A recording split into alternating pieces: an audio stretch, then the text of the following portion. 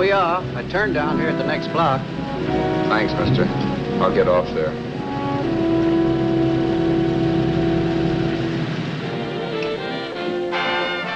Want anything else? No. Hey, you. Me? Yeah, you. It's where you heading? East. Too bad. I thought if you was heading north, I might be able to help you out. I'm pushing to Salt Lake, and I don't like to ride it alone at night. I'm one of those guys that got to talk or I fall asleep. Oh. Sure, now my partner, he's got Lou to keep him company, but I ain't got nobody at all. Where you coming from? West. Yeah, sure, I know, but where, L.A.? Maybe. Got a cousin out in L.A. You don't say. Yeah, he's been out. You're not much of a talker, are you? My mother taught me never to speak to strangers. Oh, a wise guy. So what? Okay, don't get sore. Just trying to be sociable, that's all. Hey, Glamorous. You change for a dime, will you?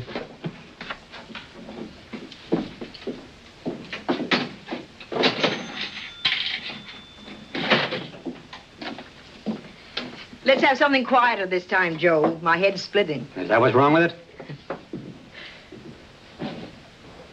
Done with your coffee? No. And don't rush me, will you?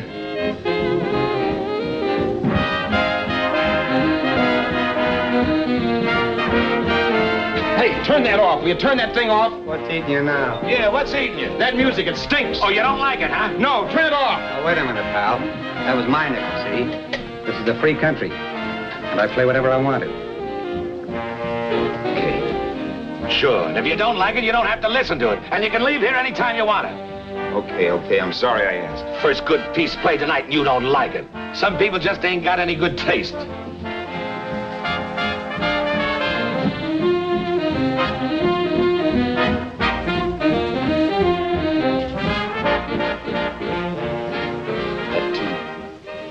That tune. Why was there always that rotten tune? Following me around, beating in my head, never letting up. Did you ever want to forget anything? Did you ever want to cut away a piece of your memory or blot it out? You can't, you know. No matter how hard you try. You can change the scenery, but sooner or later you'll get a whiff of perfume or somebody will say a certain phrase or maybe hum something. Then you're licked again. I can't believe that you're in love with me. I used to love that song once. So did the customers back in the old Break of Dawn club in New York. I can't remember a night when I didn't get at least 3 requests for it. Sue, she was always selling it too. Those were the days.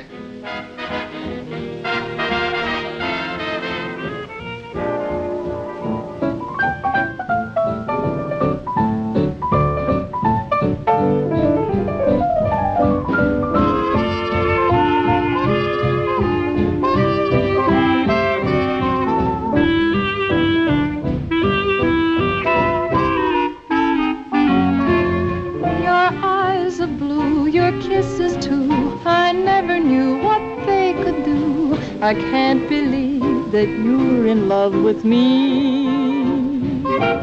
You're telling everyone you know that I'm on your mind each place you go. They can't believe that you're in love with me. I have always placed you far above me. I just can't imagine that you love me. And after all is said and done, to think that I'm the lucky one, I can't believe that you're in love with me.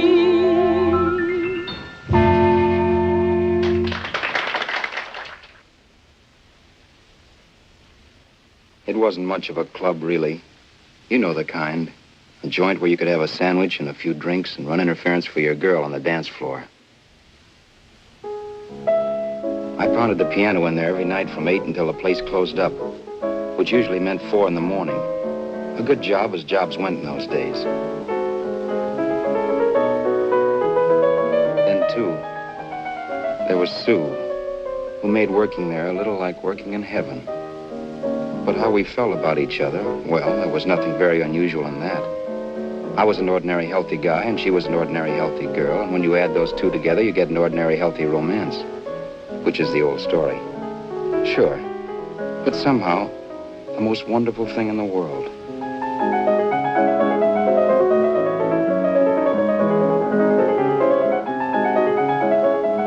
All in all, I was a pretty lucky guy.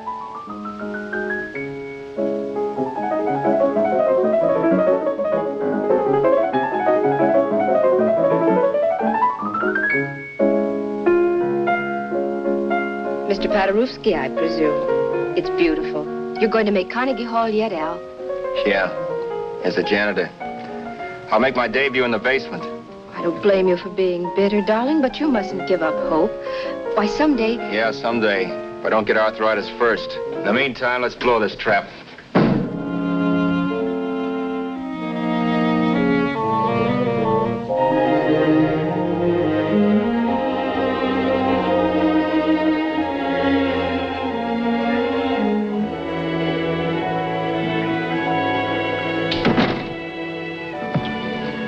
Like to get something to eat, hon? Oh, I don't think so, Al.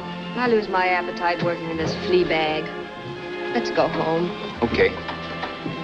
I can't stand much more of that dump. Did you see that drunk tonight trying to paw me? No, what drunk?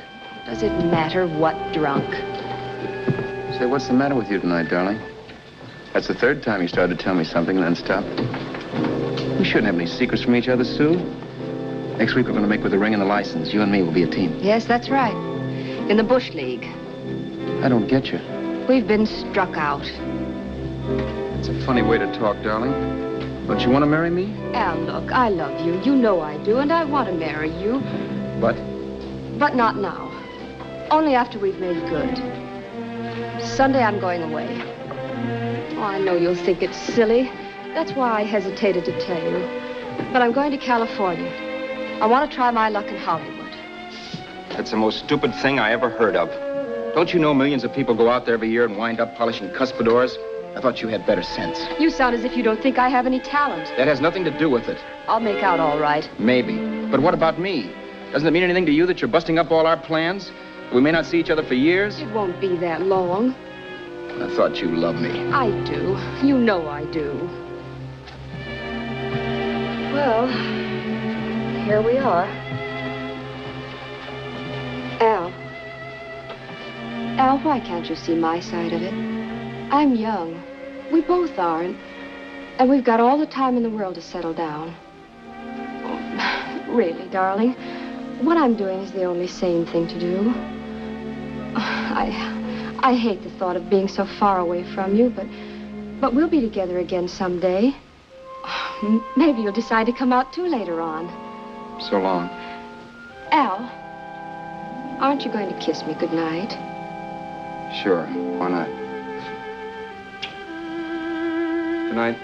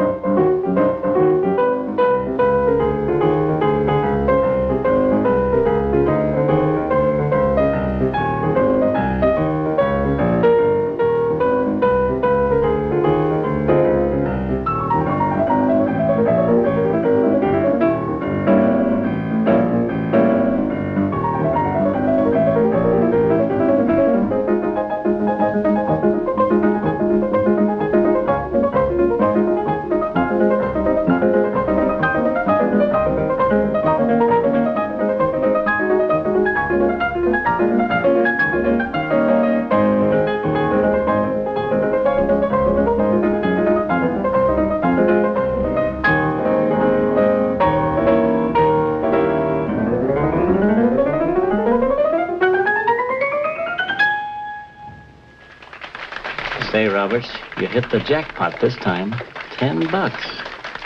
Thanks.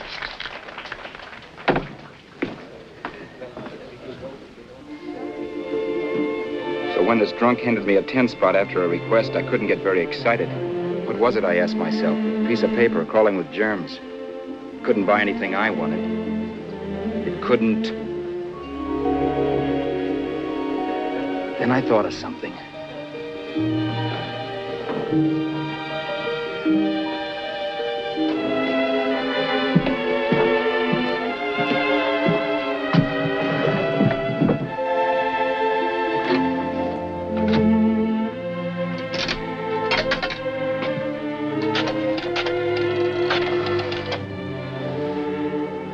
Long distance. I'd like to put a call through to Los Angeles. Miss Harvey. Sue Harvey, Harvey. The number is Crestview 65723.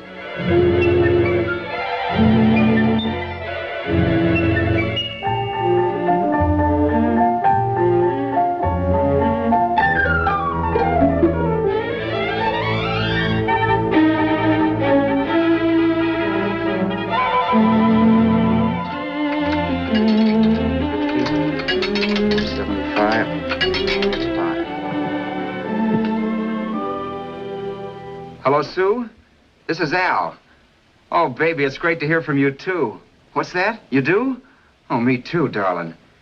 I thought I'd go batty without you. I just had to... Huh? You're working as a hashlinger?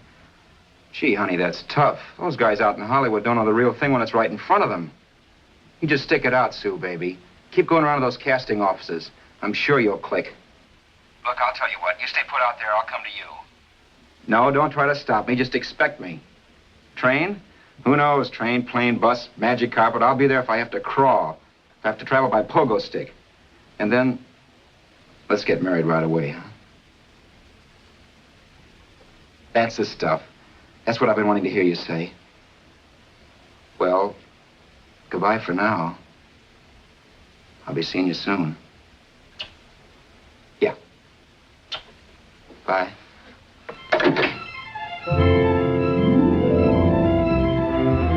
The only way I could cross country was to thumb rides. For even after hawking everything, I only had enough money to eat. Money. You know what that is. It's the stuff you never have enough of. Little green things with George Washington's picture that men slave for, commit crimes for, die for. It's the stuff that has caused more trouble in the world than anything else we ever invented. Simply because there's too little of it. At least I had too little of it. So it was me for the thumb.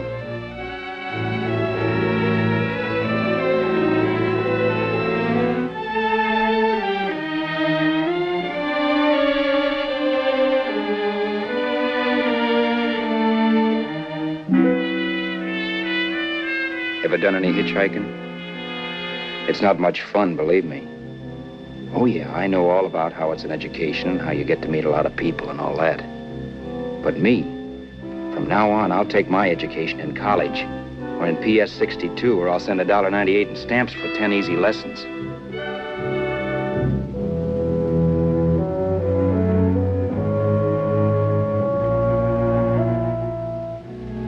Thumbing rides may save you bus fare, but it's dangerous. You never know what's in store for you. You hear the squeal of brakes. If only I'd known what I was getting into that day in Arizona. Here, throw that in the back seat. Okay, let's go. Make sure that door's closed.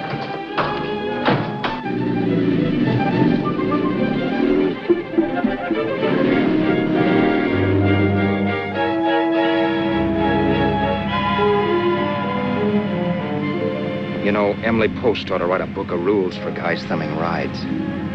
Because as it is now, you never know what's right and what's wrong. We rode along for a little while, neither one of us saying anything. I was glad of that. I never know what to say to strange people driving cars. Then, too, you can never tell if a guy wants to talk. A lot of rides have been cut short because of a big mouth. So I kept my mouth shut until he started opening up. Hand me that little box in the compartment, will you, pal? Hold the wheel, will you?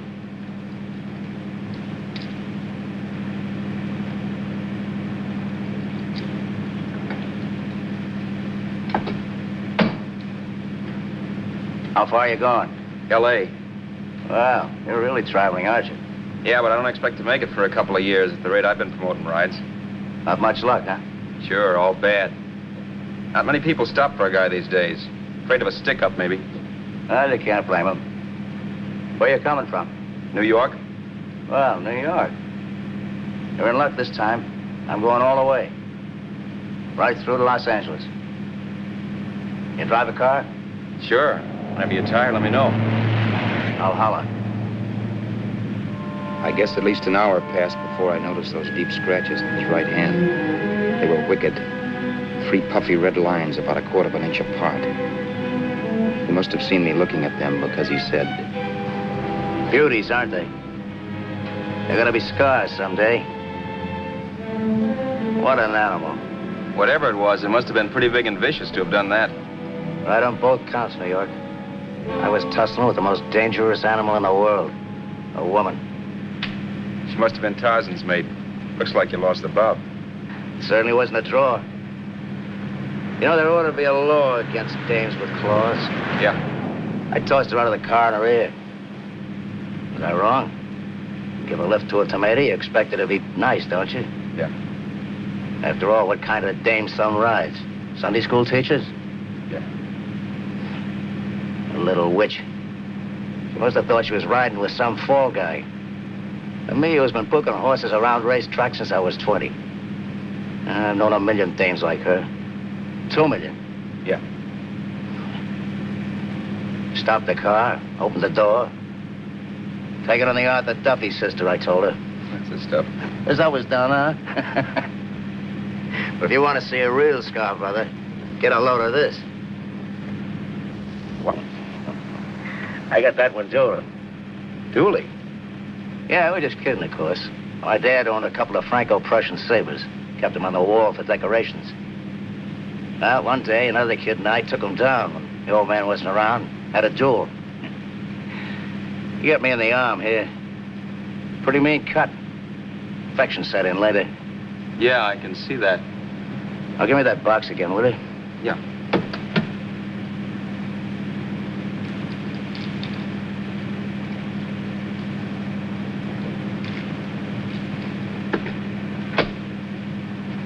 Pain made me lose my head, I guess. Began slashing. Before I knew it, I'd put the other kid's eye out. That was tough. Well, it was just an accident, of course. But you know how kids are. I got scared and decided I was going to run away from home. Old man almost caught me when I was packing my duds. The bloody rag I had wrapped around my wrist hadn't caught his attention. You've seen the bundle for sure. But I beat it when he was phoning for a doctor. That was 15, 16 years ago. I haven't been home since. Pull in there for a bite or something, huh? A bite or something. Brother, was I hungry. I hadn't had anything in my stomach for hours.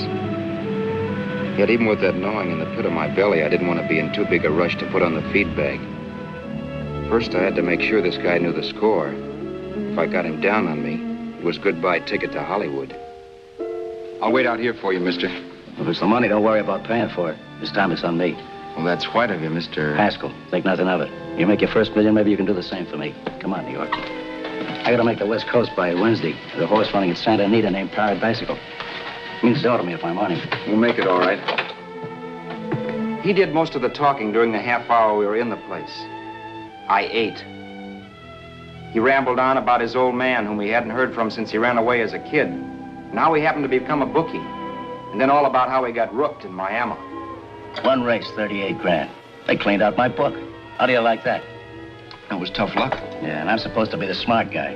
Well, you just wait. I'm going back to Florida next season with all kinds of jack. And you'll watch those stinkers run for cover. Want anything else? No, thanks. I've had plenty.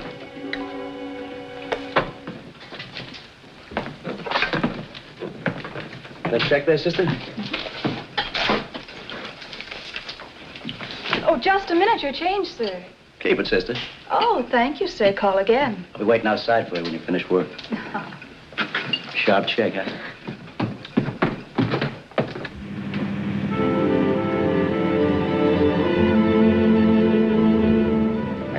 that night while Haskell slept like a log. After a while, I began to get sleepy myself. I was happy, though. Soon I'd be with Sue again. The long trip was practically over, and there'd be no more hoofing it down the concrete. I began to think of the future, which couldn't have been brighter if I'd embroidered it with neon lights. It was nice to think of Sue shooting to the top. It's amazing what a full belly can do to your imagination. Your eyes are blue, your kisses too. I never knew what they could do. I can't believe that you're in love with me. You're telling everyone you know I'm on your mind each place you go. I can't believe that you're in love with me.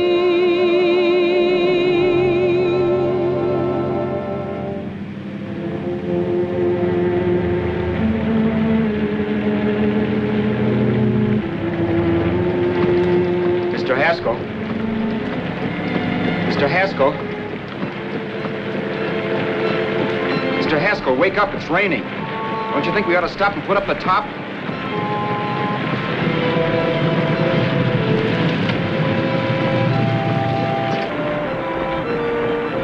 Mr. Haskell, I'm going to put up the top.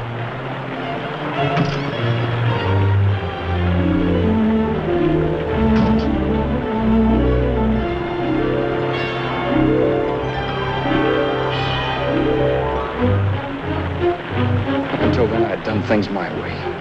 But from then on, something else stepped in and shunted me off to a different destination than the one I had picked for myself. For when I pulled open that door... Mr. Haskell, what's the matter? Are you hurt? Are you hurt, Mr. Haskell? Start your sermon. I'll listen to it. But I know what you're going to hand me even before you open your mouths. You're going to tell me you don't believe my story of how Haskell died and give me that don't make me laugh expression on your smug faces. I saw at once he was dead, and I was in for it. Who would believe he fell out of the car? Why, if Haskell came too, which of course he couldn't, even he would swear I conked him over the head for his dough. Yes, I was in for it. Instinct told me to run, but then I realized it was hopeless. There were lots of people back down the road who could identify me. That gas station guy and the waitress. I would be in a worse spot then, trying to explain why I beat it. The next possibility was to sit tight and tell the truth when the cops came. But that would be crazy. They'd laugh at the truth. And I'd have my head in a noose. So what else was there to do but hide the body and get away in the car? I couldn't leave the car there with him in the gully. That would be like erecting a tombstone.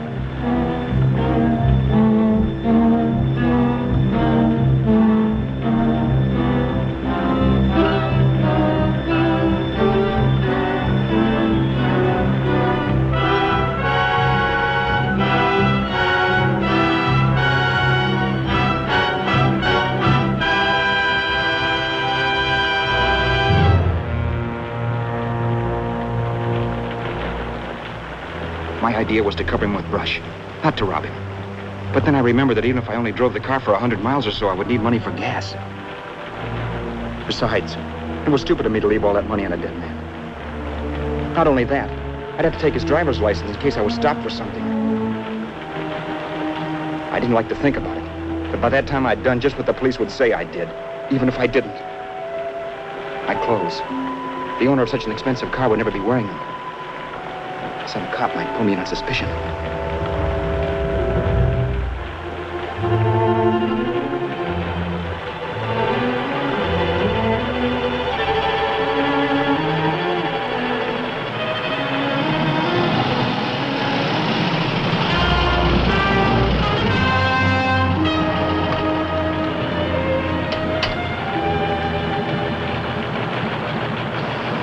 Hey, you, this your car?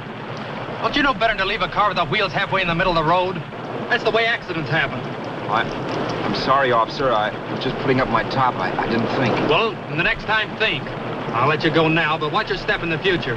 I know that's a lonely stretch, but cars come by here once in a while, and we have plenty of crack-ups. Thanks, officer.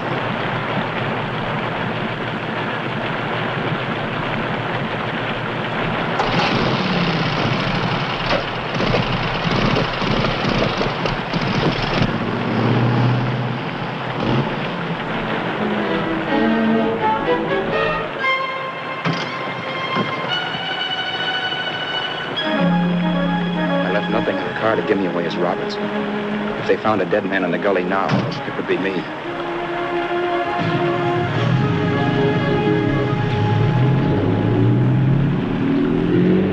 As I drove off, it was still raining. The drops streaked down the windshield like tears. I kept imagining I was being followed and that I could hear sirens back in the distance. Just how long it took me to cover the 60-odd miles to the California state line, I don't know. I lost all track of time. But the rain had stopped and the sun was up when I pulled up to the inspection station.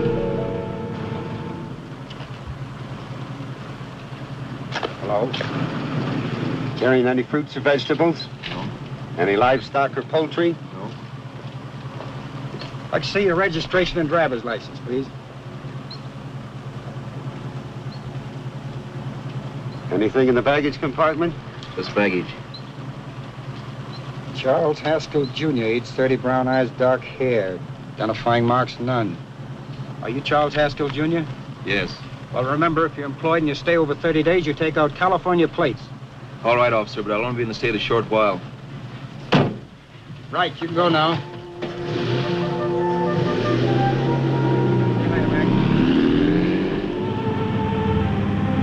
I couldn't drive any farther without some sleep. Cops or no cops, I knew I had to hit the hay and hit it hard. I was dead tired.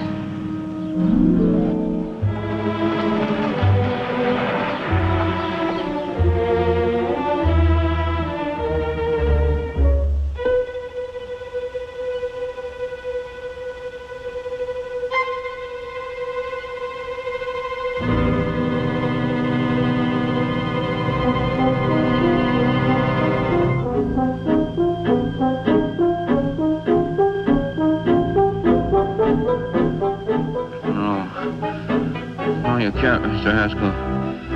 No.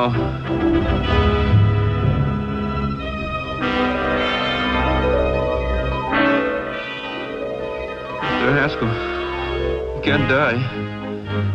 I think I did it. No, Mr. Haskell.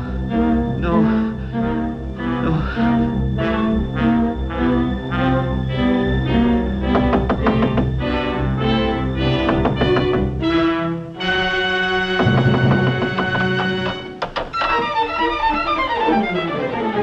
Who's there? It's the maid. Can I come in and clean? Later. In a half hour. All right, sir.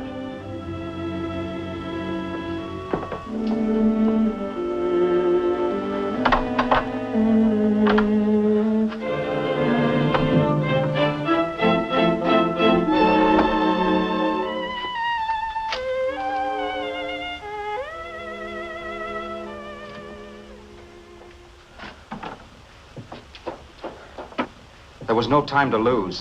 Every minute I had to be Charles Haskell was dangerous. And I'd have to be Charles Haskell until I got to some city where I could leave the car and be swallowed up.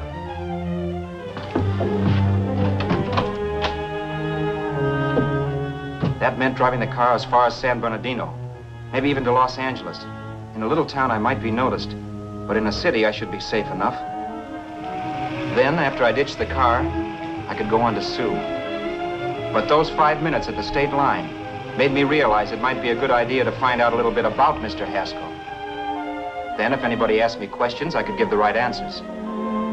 The first thing I found out was that I had $768. This was a lot of jack, but believe me, it was the kind of money I'd rather not have.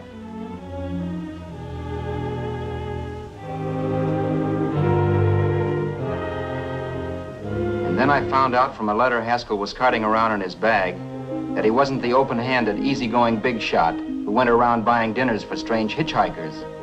Before I got done reading it, I saw him more as a chiseler. It was written to his old man in California, the one he hadn't seen in so many years. In it, Haskell posed as a salesman of hymnals, of all things. It was easy to see where Haskell expected to raise a new stake for his book in Miami by rooking his old man. That was about all I found out from his effects, and it was enough. I told myself, maybe old man Haskell was lucky his son kicked off. He would never know it. but it saved him from taking a flyer in Sacred Literature Preferred.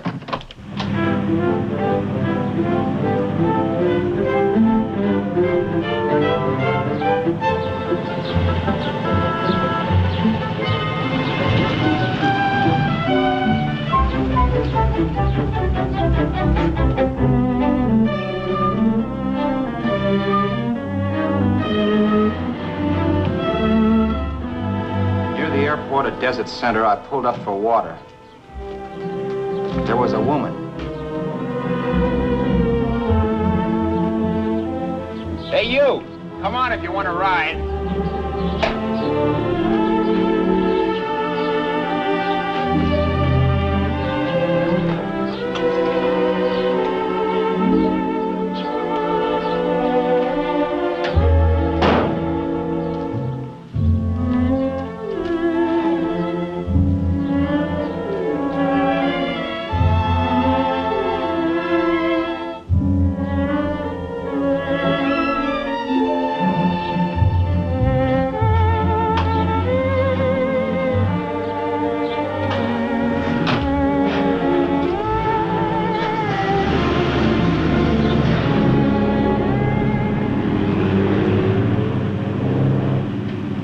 How far are you going?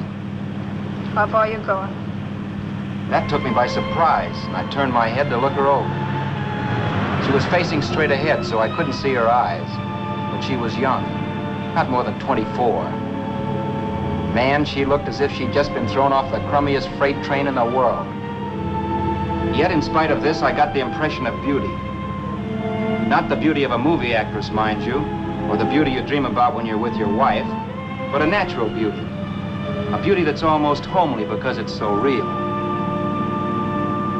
Then suddenly she turned to face me. How far did you say you were going?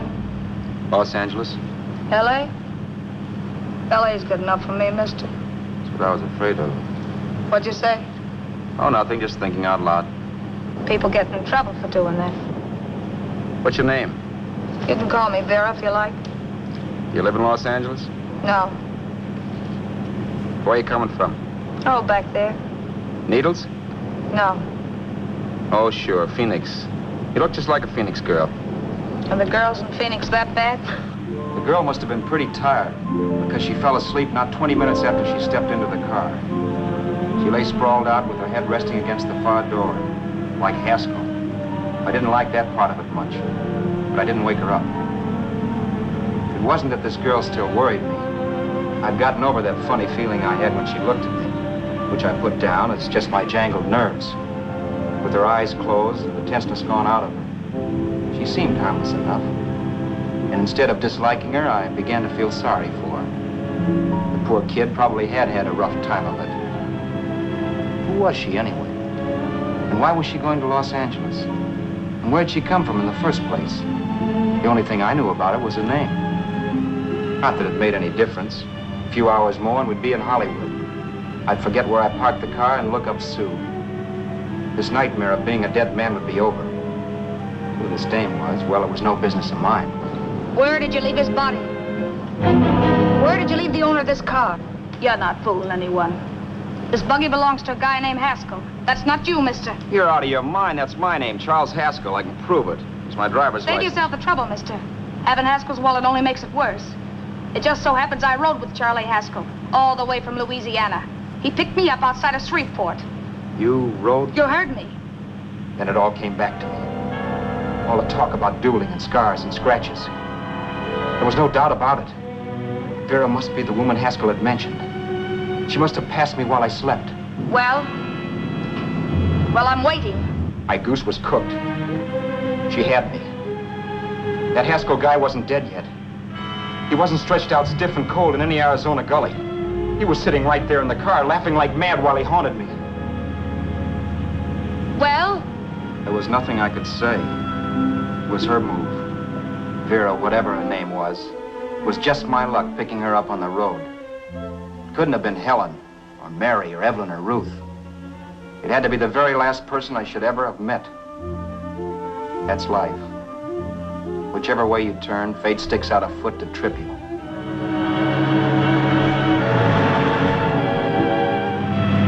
I told her everything, but she didn't believe my story.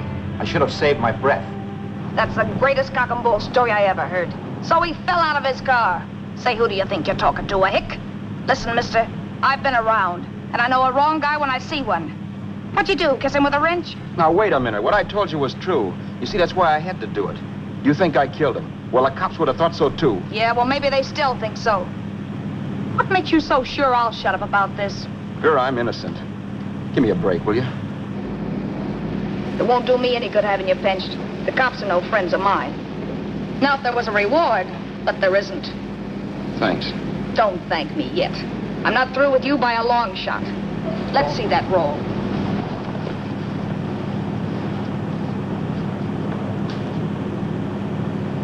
Is that all Haskell had? Isn't it enough? No, I thought he had more. Not that I know of. You can search me. You think I'm holding out on you? Well, maybe I will at that. He told me he was going to bet $3,000 on a horse named Paradisical on Wednesday at Santa Anita. He was stringing you along. He meant 300. Maybe. Sure, $3, 300. He was a piece of cheese, a big blowhard. Listen, mister, don't try and tell me anything about Charlie Haskell. Remember, I knew him better than you did. Okay, then you knew he was a four-flusher. That explains the $3,000 bet. I'm not so sure he didn't have that $3,000. Why should I believe you? You got all the earmarks of a cheap crook. Now, wait a minute. Shut up. You're a cheap crook and you killed him. For 2 cents, I'd change my mind and turn you in. I don't like you. All right. Don't get sore. I'm not getting sore. But just remember who's boss around here. If you shut up and don't give me any arguments, you'll have nothing to worry about. But if you act wise, well, mister, you'll pop into jail so fast it'll give you the bends. I'm not arguing. Well, see that you don't.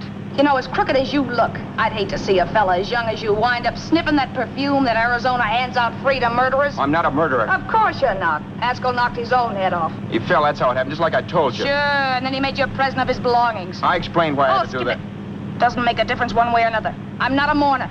I liked Haskell even less than I liked you. Yeah, I saw what you did to him. What do you mean? Well, scratches on his wrist. Sure, I scratched him. I'll say you did. So your idea was to drive the car a little way, maybe into San Bernardino, and then leave it. You weren't going to sell it? Sell it? You think I'm crazy? Somebody else's car? See, all I want to do is leave it somewhere and forget I ever saw it. Not only don't you have any scruples, you don't have any brains. I don't get you. Maybe it's a good thing you met me. You'd have got yourself caught, sure. Why, you dope. Don't you know a deserted automobile always rates an investigation? Huh? Look, the cops find a car. Then they get curious. They wonder where the owner is. So, all right, they don't trace Haskell. They trace you. I never thought of that. The only safe way to get rid of the car is to sell it to a dealer. Get it registered under a new name. Say, stop at the next store. I want to get a bottle and do some shopping before we hit L.A. Okay. As soon as we find a place, I'll drop you off and pick you up later. Nothing doing. You're coming in, too. From now on, you and I are like the Siamese twins. Have it your way, but I don't get the point. The point is, I don't want you to get lost. I'm not going to beat it if that's what you're afraid of. I'll say you're not. Well, I'm going to see that you sell this car so you don't get caught. Thanks. Of course, your interest wouldn't be financial, would it? You wouldn't want a small percentage of the profits. Well, now that you insist, how can I refuse? 100% will do. Fine. I'm relieved. I thought for a moment you were going to take it all. I don't want to be a hog. A few hours later, we were in Hollywood. I was recognizing places Sue had written about. It struck me that far from being at the end of the trip, there was a greater distance between Sue and me than when I started out. Vera wasn't kidding with that Siamese twins crack. She rented a little apartment as Mrs. Charles Haskell. When I objected to this, she explained that it was on account of the car. A dealer might think something was funny if he called and found we were using different names.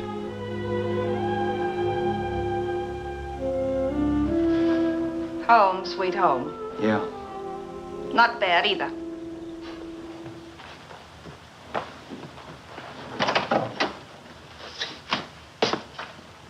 In case there's any doubt in your mind, I'll take the bedroom. Yeah. Sure is stuffy in here.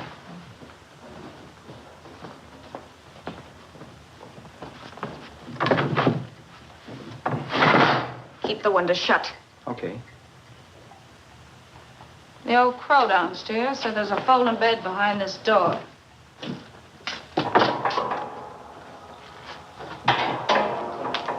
You know how to work it? I invented it. Some joint. One can't have everything.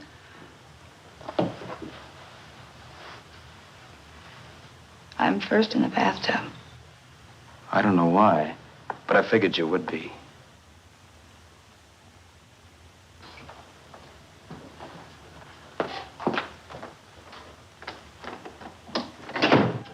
Boy, oh boy. It sure feels good to be clean again.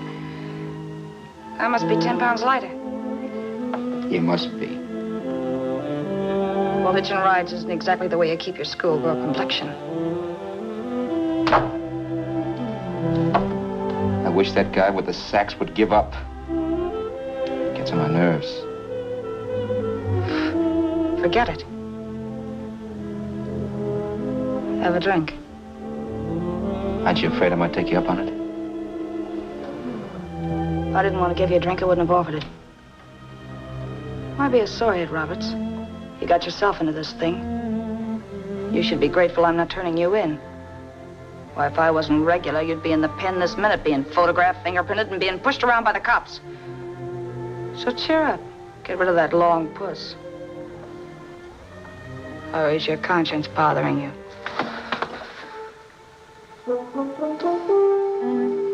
No. It isn't. Swell. That's the spirit. He's dead and no mooning around will bring him back. Anyway, I never could understand this worrying about something that's over and done with. Now look, Vera, for the last time I didn't kill him. Haskell was a sick man. Maybe he was dead before he fell out of the car. I don't know. Sure. He died of old age. All right. So if it'll make you sociable, you didn't kill him.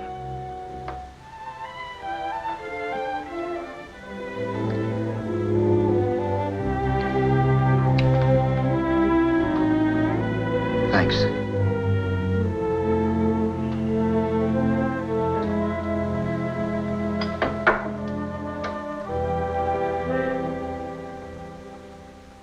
We're out of liquor, Roberts. Yeah. Too bad. I felt like getting tight tonight. Well, I think you succeeded. Am I tight? As a prima donna's corset. That's good. I wanted to get tight. Why? What have you got to get tight about? Oh, I don't know. Few things. Huh. You should have my worries. If I had your troubles, I'd stay sober. And I've got the key to that door. Yeah. Maybe you're right. I'm always right. You know, I don't like your attitude, Roberts. Well, there's a lot of things I don't like. Sure. But life's like a ball game. You gotta take a swing at whatever comes along before you wake up and find it's the 9th inning. I bet you read that somewhere. That's the trouble with you, Roberts. All you do is bellyache. Instead of taking it easy and, well, trying to make the best of things. But maybe that's what's wrong with the whole world. Get the professor. People knock themselves out trying to buck fate. Now, take you, for instance. You're lucky to be alive. Why, suppose Haskell had pulled open your door. You'd be playing a harp now. Think of that. You think of it. I'm tired of thinking. There's plenty of people dying this minute. I would give anything to trade places with you. I know what I'm talking about. I'm not so sure. At least they know they're done for. They don't have to sweat blood wondering if they are. Your philosophy stinks, pal. We all know we're going to kick off someday. It's only a question of when. But what's got us on this subject anyway? We'll be discussing politics next. Yeah. Where'd you hide the butts? On the table, sucker.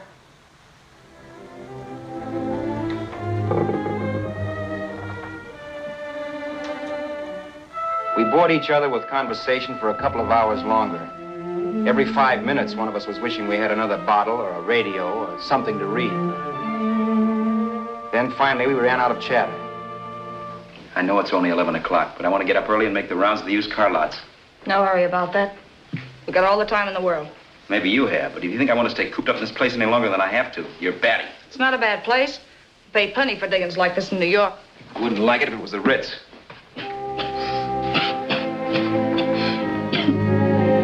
Rotten liquor.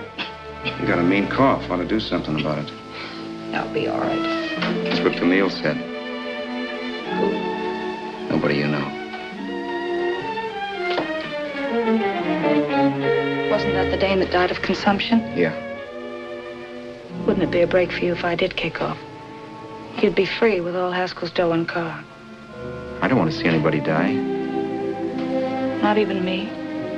Especially not you. One person died of me. If you did, well, that's all I need.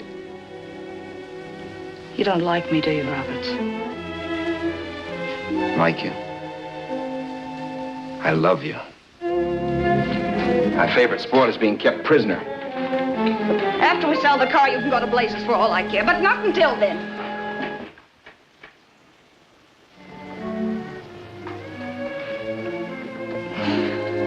I'm going to bed.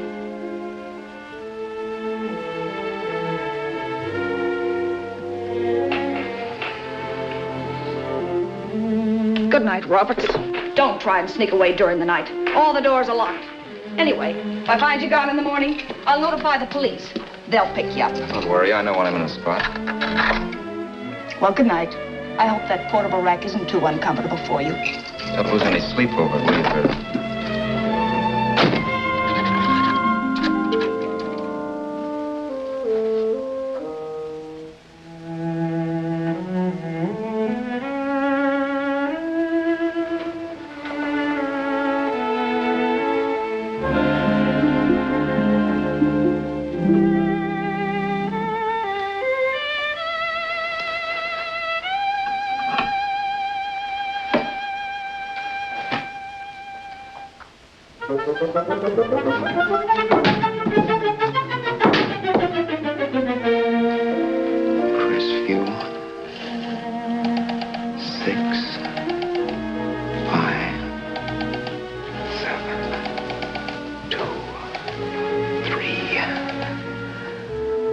Hello?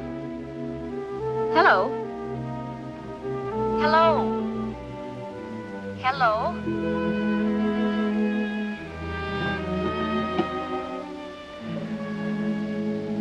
No. Not yet, darling. Tomorrow. Maybe. If this were fiction, I would fall in love with Vera, marry her and make a respectable woman of her, or else she'd make some supreme Class A sacrifice for me and die. Sue and I would bawl a little over her grave and make some crack about there's good in all of us. But Vera, unfortunately, was just as rotten in the morning as she'd been the night before. All right, I'm coming. Look, Vera, it's almost noon. So what? The dealers will be there all day? I'll be there all year, too, but that doesn't mean I'm going to wait that long. Shut up. You're making noises like a husband. Well, do I rate a whistle? You sure do, but let's go. Let's go, let's go. I spent $85 and 2 hours preparing bait, and all you can say is let's go. Come on.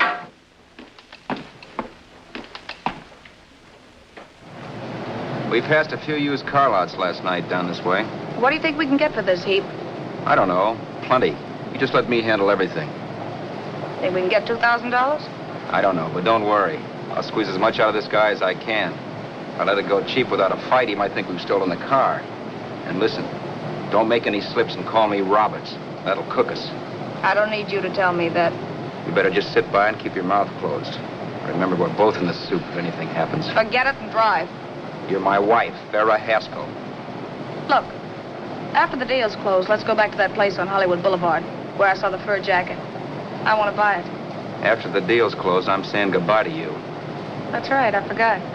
I guess I'm getting kind of used to you. Well, that's a habit you can start breaking.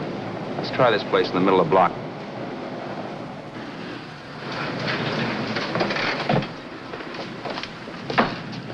Good afternoon. What can I do for you? We're interested in selling a car. If the price is right. Well, if it's in good mechanical condition, it should blue book for about $1,600. Tony, take a look at this motor. $1,600. Are you kidding?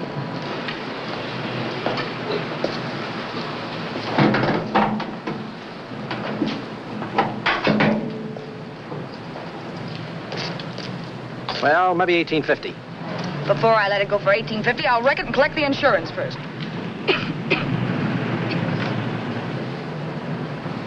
Lately, this motor's seen a lot of driving.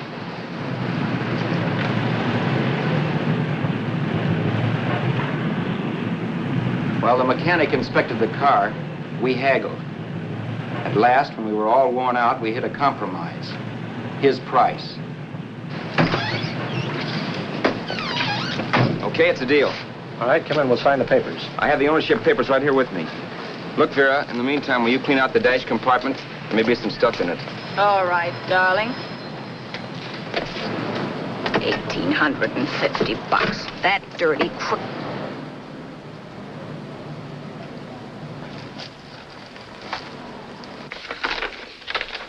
New York, huh?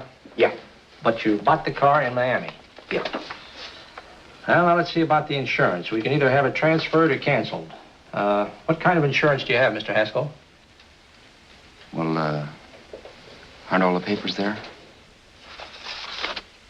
I don't see any. Surely you know what type of insurance you carry in the car. The name of the company?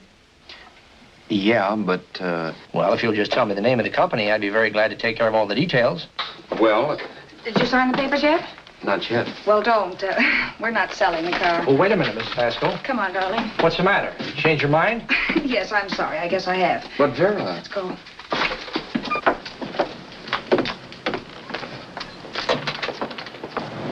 You got me out of a tight spot, Vera. But I still don't understand all this. You will in a minute. I almost threw away a gold mine. $1,850 isn't to be sneezed at. The car doesn't book for as much as I thought. We're not selling the car. You want to keep it. Now, wait a minute, Vera. You said yourself I wouldn't be safe until the car was in someone else's name. I'd like to be free of this mess when I go. That's just it, Roberts. You're not going. There's a drive-in at the next corner. Pull in there and we'll get a bite to eat. And I'll explain. What is this, another one of your brilliant ideas?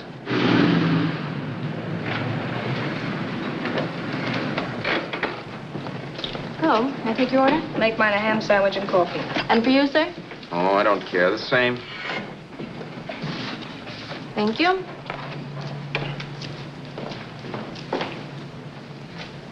Get this, Vera. I've been pretty patient so far. I've done everything you asked me to do, but no more. Shut up. You've taken Haskell's money, and you can have the dough we get from selling the car, but you're not going to keep me a prisoner. It's a good thing I bought the paper. Take a look at that. Vera, I'm in no mood. Read that.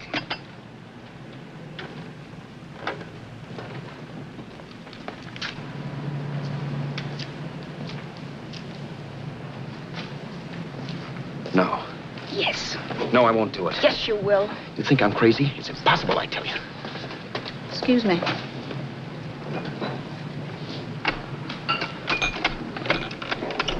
Blow the horn when you're through. No one could possibly get away with an act like that. It'd be wise to me in a minute. Don't be yellow. You look enough like him. The same coloring and the same build. See how his clothes fit you? No kidding, you almost had me fooled for a while. Oh, grow up, Vera. Don't you think a father knows his own son? And there must be other relatives. The father won't have to know you. We'll wait till he gives up the ghost. He's an old geezer and he won't pull through. And as far as other relatives are concerned, they haven't seen you in 15 or 20 years.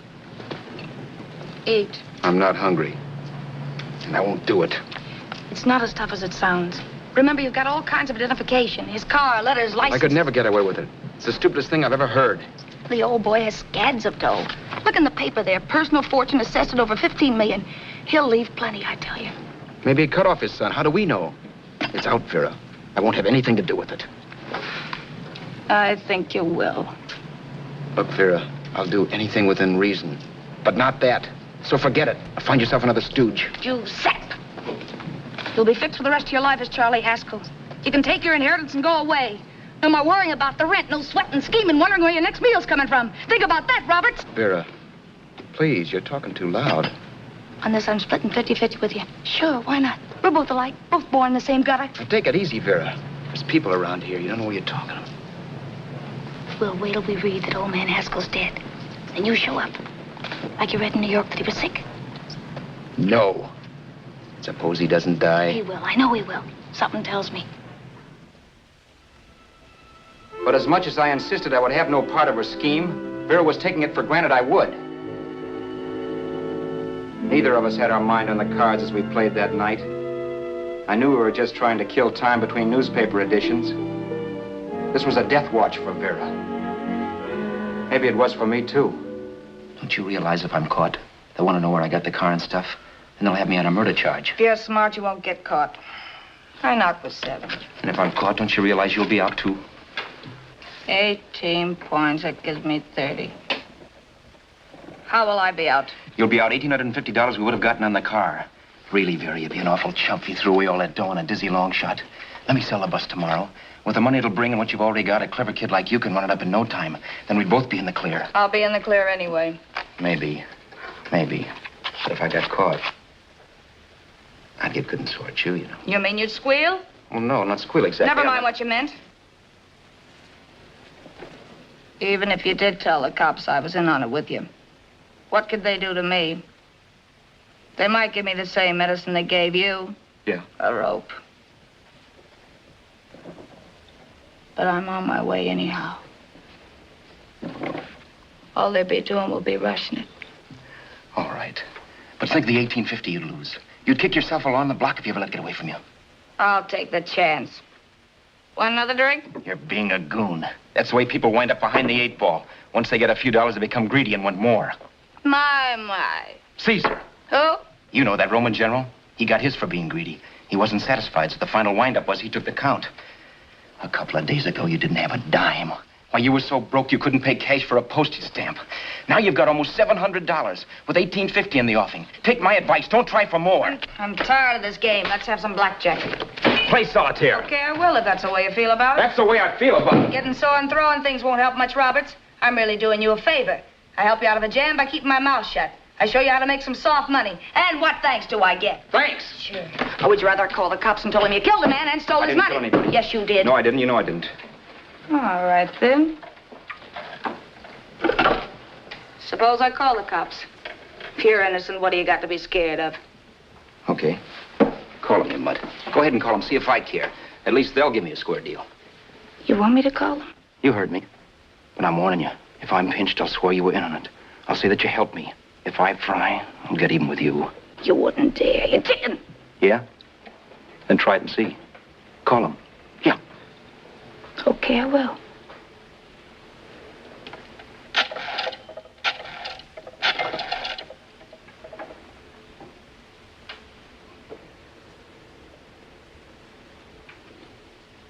Information? I want the number at the Hollywood police station. Okay, I got it. Thanks. Wait a minute, Vera. You wouldn't do that. Wouldn't I? Give me that and I'll show you if I would. Take it easy now. Let's talk this over. This was early in the evening, and the conversation, while hectic, was at least pitched low. But as the minutes passed, and more obstacles to her plan popped into my head, the air got blue. Each word coming from our lips cracked like a whip. I reminded her that as Charles Haskell, I didn't even know my mother's name, where I'd gone to school, the name of my best friend, whether I had an Aunt Emma or not, my religion, and if I'd ever owned a dog. I didn't even know what my middle initial stood for. I also pointed out that the real Haskell had a scar on his forearm. His people never saw that scar. He told me he ran away right after putting out the kid's eye. Yeah, but his father knew he was cut. It'd have to be some kind of a mark. So what? The old man's dead, or will be. I hope by tomorrow morning's papers. Anyway, you could cut yourself a little, couldn't you? Boy, for that kind of dough, I'd let you cut my leg off. You're drunk and you're crazy mad, Vera. Turn me in if you want to, but I won't get mixed up in this. Besides, how do we know? Haskell was such a phony. Maybe he wasn't the man's son at all. Maybe he just dreamed it up. Well, dream it or not, you won't be dreaming when the law taps you on the shoulder. There's a cute little gas chamber waiting for you, Roberts. And I hear extradition to Arizona's a cinch. Where's that phone? Vera! Leave me alone. Vera! Here. I want a phone call, police. I hate you, yellow stinker. You leave me alone. I'll let you alone when you promise to leave the phone where it is. You're drunk. You don't know what you're doing. You're hurting me. Will you promise? All right.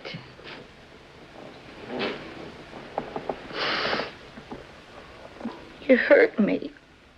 I'm sorry, but... And it's hot in here. Open up a window. It's not hot. Don't tell me. Now, do you do it or do I do it? You're no gentleman, see? Yeah. All right. I'll open up the window. Vera!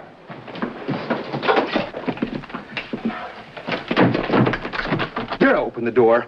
Please open the door. Vera, open the door. Don't use the phone. Listen to me. I don't like you, Roberts. You're no gentleman, see? You hurt my hand, and I'm going to get even with you. If you don't open the door, I'm going to kick it down, Vera. Vera, don't call the cops. Listen to me. I'll do anything you say. Vera, let me in. I'll break the phone.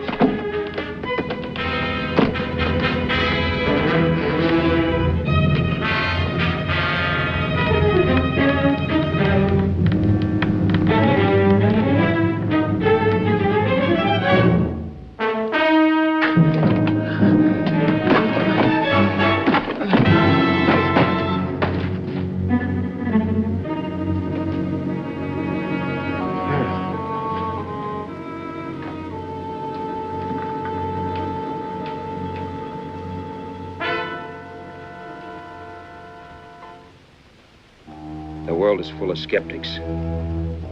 I know. I'm one myself. In the Haskell business, how many of you would believe he fell out of the car? And now, after killing Vera without really meaning to do it, how many of you would believe it wasn't premeditated? In a jury room, every last man of you would go down shouting that she had me over a barrel and my only out was force. The room was still. So quiet that for a while I wondered if I had suddenly gone deaf. It was pure fear, of course. And I was hysterical. But without making a sound. Vera was dead. And I was her murderer. Murderer? What an awful word that is. But I'd become one. I'd better not get caught. What evidence there was around the place had to be destroyed. And from the looks of things, there was plenty. Looking around the room at things we'd bought was like looking into the faces of 100 people who'd seen us together and who remembered me. This was the kind of testimony I couldn't rub out. No. I could burn clothes and hide bottles for the next 5 years. There'd always be witnesses. The landlady, for one. She could identify me. The car dealer, the waitress in the drive-in, the girl in the dress shop, and that guy in the liquor store. They could all identify me. I was cooked. Done for. I had to get out of there. While once I'd remained beside a dead body, planning carefully how to avoid being accused of killing him, this time I couldn't. This time I was guilty. Knew it. Felt it. I was like a guy suffering from shock. Things were whirling around in my head. I couldn't make myself think right. All I could think of was the guy with the saxophone and what he was playing. It wasn't a love song anymore. It was a dirge.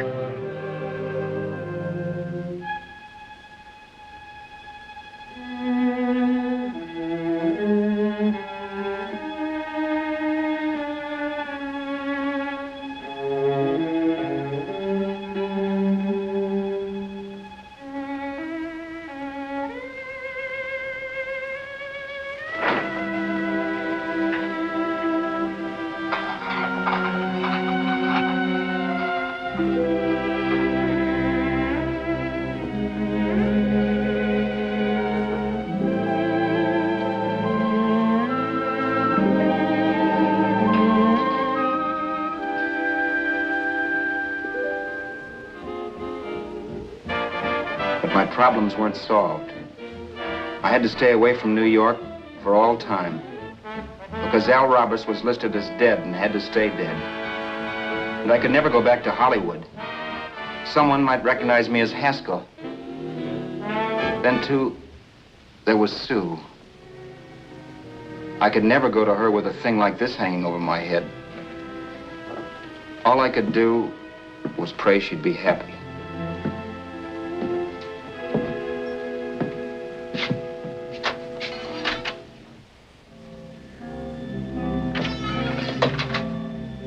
I was in Bakersfield before I read that Vera's body was discovered, and that the police were looking for Haskell in connection with his wife's murder. Isn't that a laugh? Haskell got me into this mess, and Haskell was getting me out of it. The police were searching for a dead man. I keep trying to forget what happened and wonder what my life might have been if that car of Haskell's hadn't stopped. But one thing I don't have to wonder about. I know. Someday a car will stop to pick me up that I never thumbed.